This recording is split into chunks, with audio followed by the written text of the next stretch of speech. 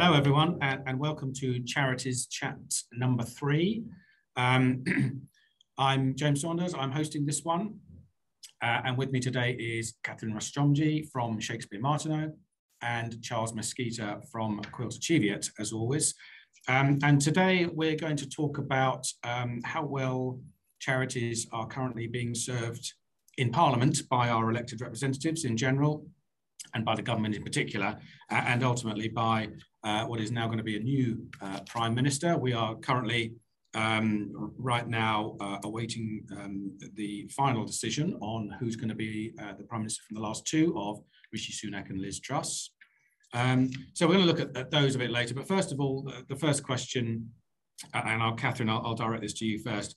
How well is the charity sector, and has it been served in Parliament recently, given the Tory party, the Conservative Party, hasn't got a designated minister for charities at the moment, hasn't had for some time. The current one is Nigel Huddleston, who also covers civil society, youth, sport, and tourism. And the Labour Party has elected or has allocated Barbara Keeley as their shadow minister for charities recently, with some decent credentials. But Catherine, how do you feel the charity sector is represented in Parliament at the moment?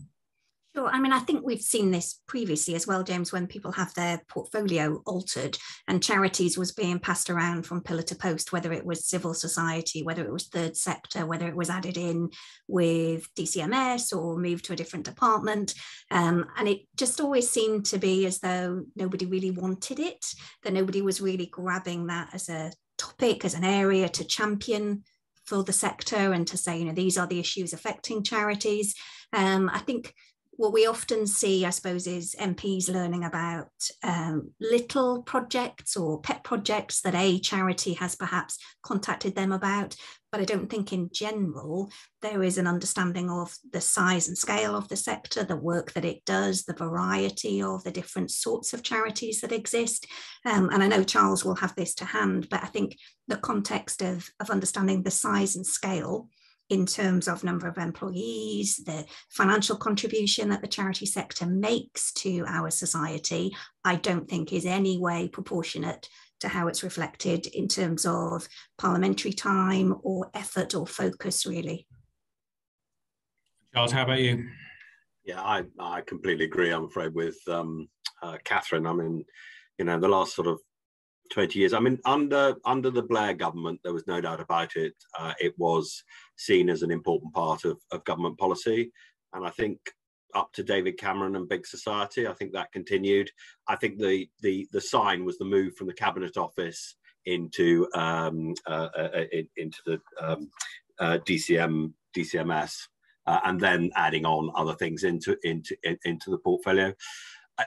It surprises me, and you're right, Catherine, about the figures. I mean, the figures coming out of the Charity Commission is the sort of the annual turnover of charities is 74 billion, which is twice defence, half of NHS. Do we ever hear government ministers talk about it?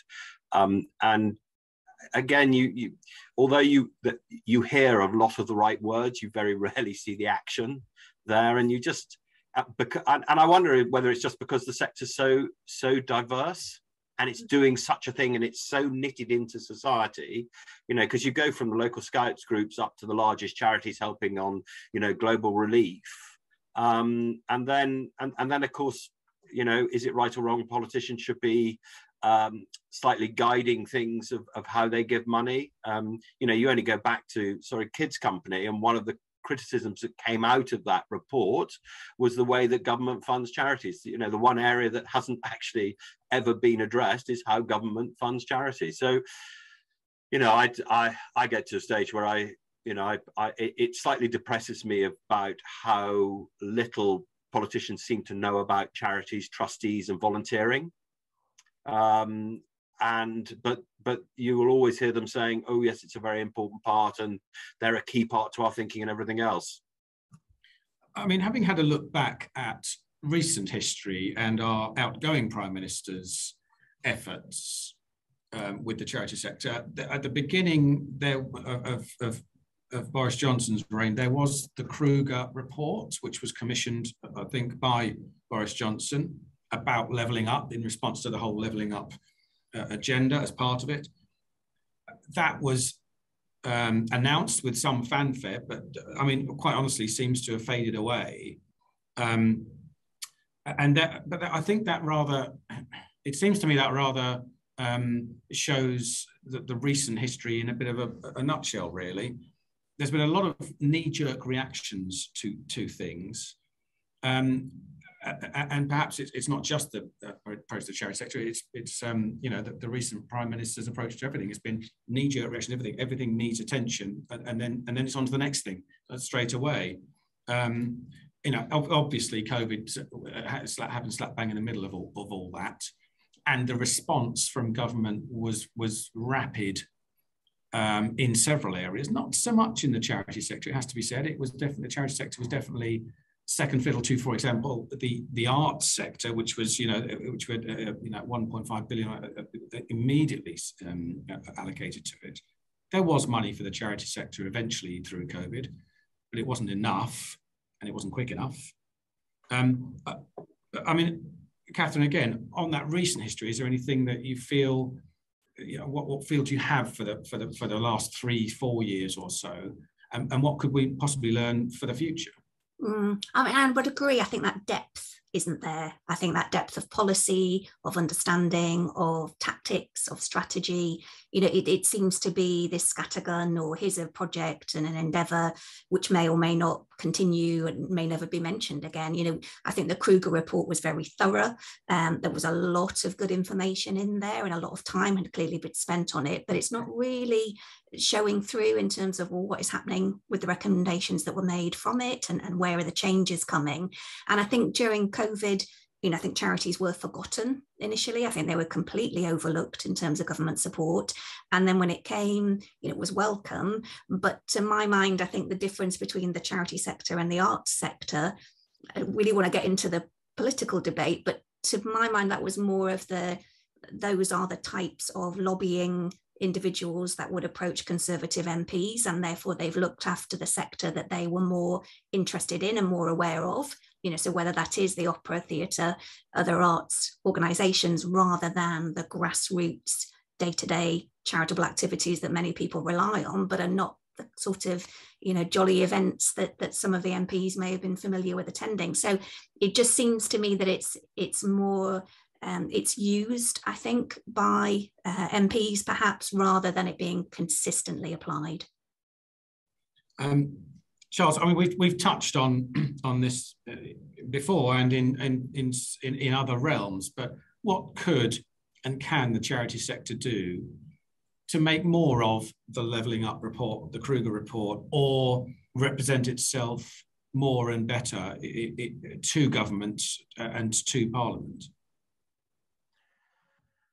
I think it's extremely difficult, because I mean, I always thought that if the charity sector had some relatively simple messages, just reminding people of how important the sector is, how big it is, you know, how many people volunteer, you know, because I think it's extraordinary if you look at it. I can't remember what the numbers are, but it's about something like 60 million people volunteer regularly for charities, which is a big part of it. And actually, if you look at it once a year, and I'm not quite sure how they define the once a year, but that goes up to about 26 million people.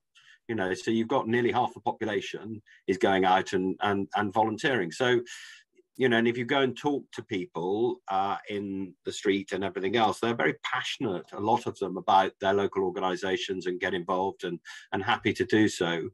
But you know, this whole funding of charities has, you know, I mean, and partly this may be that there is a confusion of where the welfare state stops and charity starts, and I think that hasn't probably helped matters.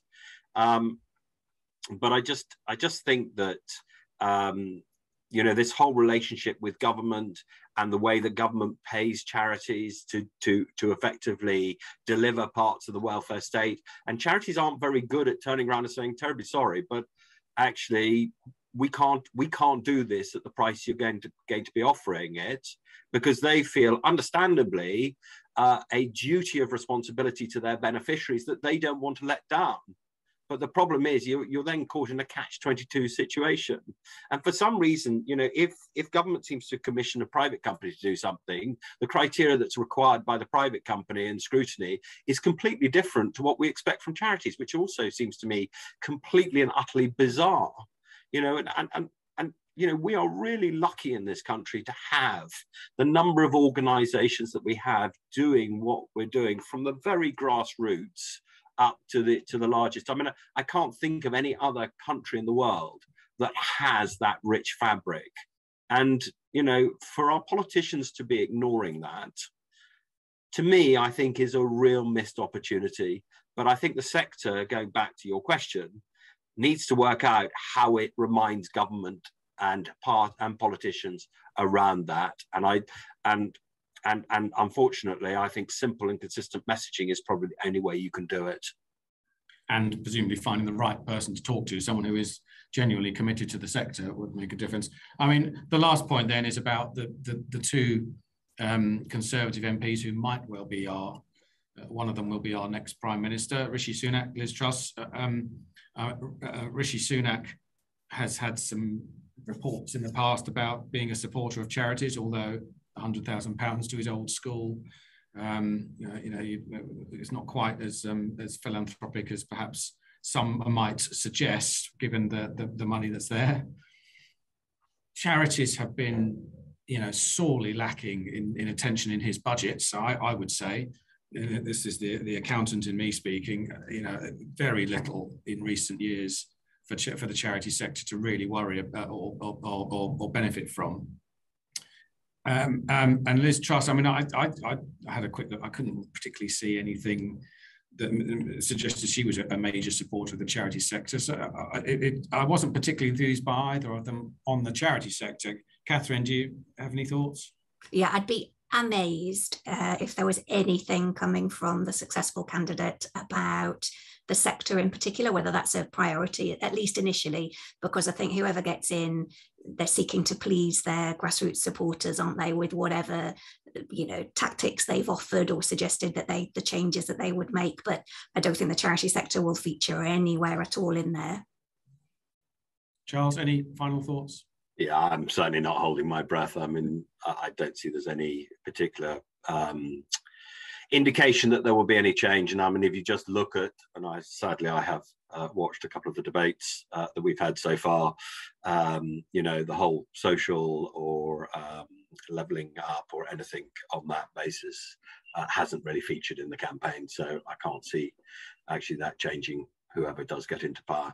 And also, you know, they've been in power before for some time, and leopards and spots come to mind. Okay, well, on that slightly negative point, unfortunately, we will finish our charity chat for this week, and hopefully we'll see you again very soon. All of our previous ones are available along with our more fuller webinars on our website. So thank you very much for watching, and we'll see you soon. Bye-bye.